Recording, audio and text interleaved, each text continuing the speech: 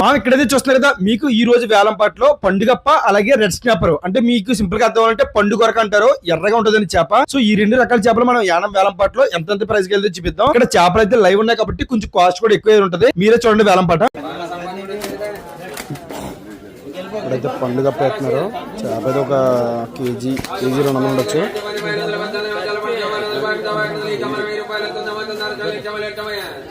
800 790 రూపాయలు కాబట్టి 800 పడ్డది.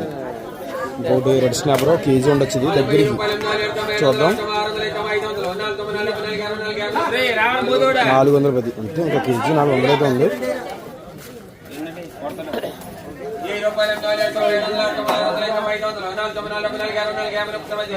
410 కేజీ అయితే ఉండదు.